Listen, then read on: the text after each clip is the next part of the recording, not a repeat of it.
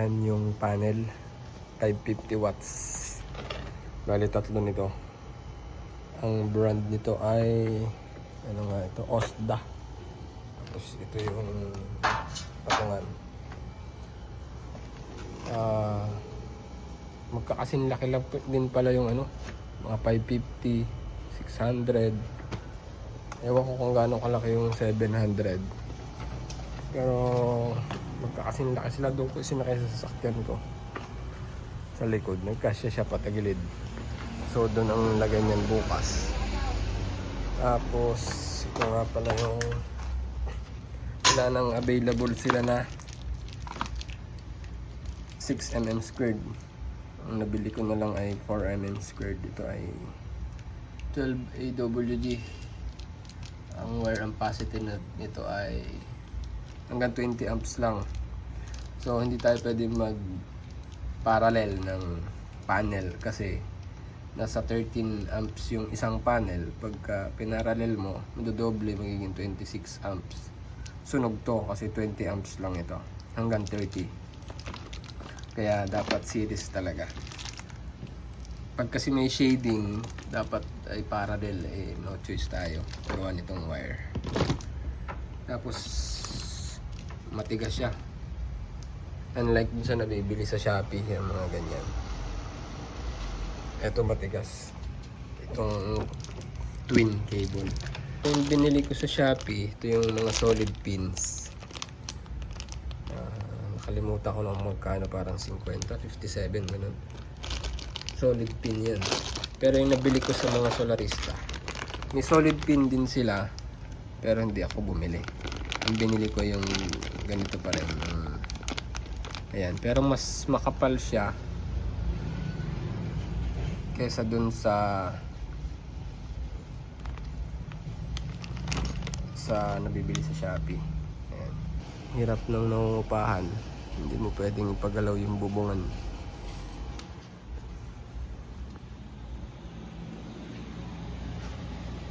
Ayan. Ito, nag-groundings ako. Dapat daw nag-google ako, nasa 6 AWG yung dapat standard. Pero ito ay 10 or 12. 10 AWG. So pwede na yan, pang residential lang naman. So panel na lang dito. Dito ko dadaan yung panel. Naka-series dito sa SPD. Ayan, ikakabit namin yung solar panel na 550 watts. Kompleto naman na yan, yung hybrid na lang yung kulang kasi meron na rin akong ATS, may SPD ng AC. Kompleto na yan, yun na lang talaga, hybrid. Ito naman, may self-setting na to. May auto-detection siya. Halimbawa ay 12 volts yung battery mo, ma-auto-detect niya na 12 volts. May parameters na rin na nakaset para sa kanya. Hindi mo na kailangan galawin.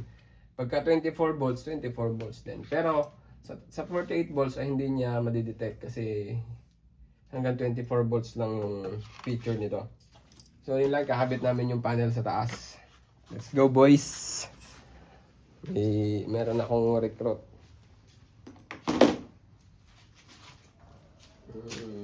Ito yung kakabit namin. 550 watts Osda. So meron nga palang mga nagtatanong ano, bakit daw yung, di ba, yung 100 watts na panel ay nasa 5.5 amperes. Ano? Pag pinag-parallel mo siya, magiging, pag naging dalawa ito, magiging 11 amps. Tapos, ang pinagtataka nila, bakit daw itong mga 600 watts, saka 550 watts, ay nasa 13 amps lang. Huwag po kayo dito mag-base. Doon kayo sa wattage na nakukuha. Ano?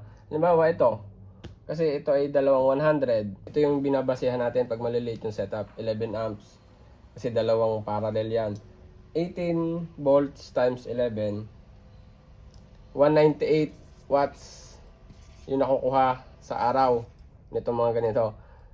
Dito kayo mag-base sa computation na ganito. Hindi dun sa 11 amps. Kasi ganito na lang yung bibilhin natin. Kung ano, dalawang 100 watts na panel. Yun na lang ang bilhin na lang natin. Kesa dito sa 600 watts na konti lang yung diferensya. Hindi po ganun yon. Ito, ang voltage ng mga panel na malalaki nasa 40. So 13 times 40 volts. Yan. 13 times 40.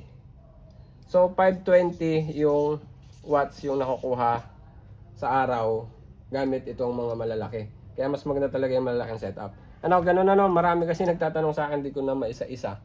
Ganyan ang computation, hindi yung dito sa 11 amps kayo titingin, 11 amps, 13 amps. Oh, nakita ko rin yung tax nila. Ito yung tax nila, na isa. 25 amps. Eh, masyado kasing mababa ito. Kasi pagka nagparallel tayo ng... pag nag-series ng dalawang ano, lalagpas ng 20 amps, eh, masyadong malapit itong 25 amps. So, mas mataas naman masyado ito kasi 13 amps lang yung ano, yung pag 12 volts pag isang peraso. So mas malapit yung 20 amps, kaya 20 amps na PEMS yung nilagay ko doon. So yung yung malalaking panel 550 watts, 600 watts. Mag-ingat na kayo doon sa voltahe noon kasi masyadong mataas na yun. Pag umabot ng 50 volts AC man yun or DC, nakakakuryente na yan, delikado na yan.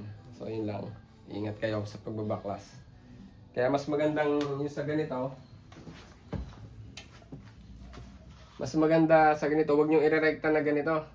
Halimbawa, ito yung galing sa ano, lagi kayong mag MC4 connector, wag niyo irerekta doon sa yung wire doon sa breaker kasi pag nahawakan niyo yon or maglapat yon, makakakuryente yon. Kaya mas maganda lagi naka MC4 sa setups dito. Diba? Kahit tanggalin ko yan, hindi ako makukuryente kasi may MC4 connector. Yan yung aking mga dalawang cook. Hinugot ko muna sa kitchen. Doon namin kakabit. Tatanggalin yung maliit na yun. Biglang lumit sa akin yung 200 watts. Isipin nyo ang pinagkaiba niyan ha. 200 watts yan. 2.7 yata ang bili ko dyan. Tapos ito 3.6 lang. Diba? Mas maganda pa yung malaki. Iakyat na nila oh. Yung aking e-bike ko. Solar din yan.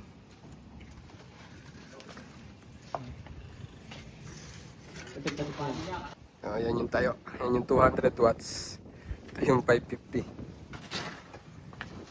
Yan. Cable tayo at kawad lang. Hindi kasi pwedeng i-L-foot. Yan, naikabit na namin. Ang BOC nito dapat ay abot ng 52 volts. Huwag nyo hawakan to. 52 volts na ito kahit DC lang siya. Delikado na yan.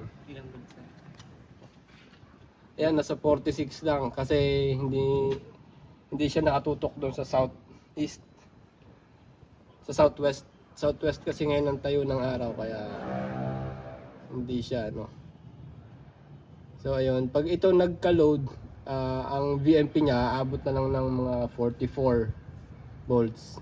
Pag may load na siya. Yan.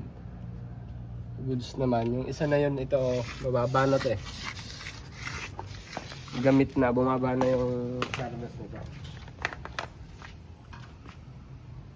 Ito okay pa to hawakan. Nasa 20 volts lang to. Ayan, 23.9 volts. Okay pa to. Pero bumaba na yung harvest nito. Umabot na ng 100 watts. Yan na itsura niya no. So ito po ano, laking bagay kapag bumibili ka sa Shopee ng mga gamit. Ayan o. Diba? Ang mura lang nito nasa 200 plus. Kasi nung una hirap na hirap ako. Masakit sa kamay lalo na yung pagtatalop ng mga wires na makakapal. Diba? Unti-unti makakaipon kayo ng ano, gamit. Ayan o. Diba? Tapos eto nasa 700 plus. Hindi ka na, heavy duty na to. Na ginagamit doon sa mga malalaking battery. Malalaki yung ano, makakapal yung mga terminal lugs. Laking bagay po. Kaya ano, talagang tinanggal ko yung aking bisyo. Sigarilyo, alak, wala akong bisyo. Solar na lang ang bisyo ko. Ito kakabitan lang ng MC4. Ayan. Meron din akong nabili na pang MC4. Ayan o. 200 plus lang din yata ang bili ko dito. Meron akong solid pins dito na MC4. Meron ding hindi. Ito binili ko sa Shopee, nasa 60 yata ang ating ito. So ayan, tapos na. Anong oras na?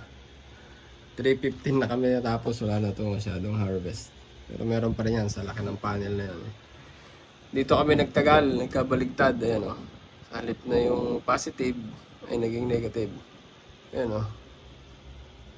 Eh sayang yung solid pin. Mahal nun 60 pesos. Eh, pagtatsaga na lang muna sa pang sariling gamit ko naman yan. So ayan, ito yung battery namin. Itong isa na to, sira na to. Itong indicator dito, sira na ito. Wala siyang makita pero may harvest yan. Ayoko dyan sa POW MR kaya hindi na ako bibili niyan. So ayan, 13.4 volts. Ayan. Nag-charge yung battery. 39 yung ano, yung voltage nito. Pag may load, nasa 45 yata yan kanina nung wala pang load. So ayan. 6.4 amps. Yan yung sinasabi kong ano. Yan yung na-harvest niya. 6.4. So, mataas pa rin. Ayan, wala naman tayong load. Battery percent 90. Ayan. Pero pag sa cellphone yan, pag tinignan mo, nasa 50 lang yan. 45, ganun. Kasi isang battery lang yung madidetect niya. Ewan ko kung paano gagawin ko dito. Pero ang mahalaga dyan, nag-charge. Okay lang naman to. Yan, wala pa tayong 1 kilowatt kaya 0 yan. Yan, isa pa rin yan. Dapat yan, dalawa. Kasi dalawa yung battery. Siguro nababasa niya, isa lang. Pero pag siniris ko ito, magiging dalawa to, palagay ko. Kasi 24 volts yun yun. Ayan, bat type 000. Code yan ng LiFePO4 lithium.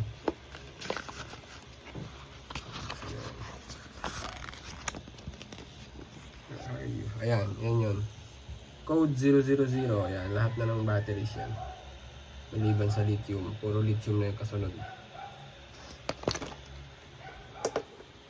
Load. Wala yan, wala naman akong load na nilagay. Ayan, 37 degrees Celsius. 60 amps ito. Ito yung 60 amps. 001. Ano nga ito? Nalimutan ko na. Nasa manual naman yan. So ang mahalaga ay nag-charge na. Pagod na.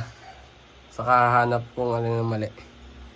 So ayun lang muna sa ngayon. Pag hintayin ko na lang yung hybrid inverter ko para 24 hours na yung ref. Actually, kaya daw nung mga 1 kilowatt na SNAT saka na mga Zamdom na yan, kaya daw yung 1 kilowatt yung ref. Eh ito kasi meron ako nung yun anong tawag doon? Induction cooker? Anong tawag doon? Air fryer. 17 watts yun. So dito ang bibilhin ko ay yung 3 kilowatt para kaya yun. Itong ref, itong aircon kaya naman siya. Ang problema yung battery, baka tumagal ang mga 4 to 6 hours lang. So yun lang po muna. Maraming salamat.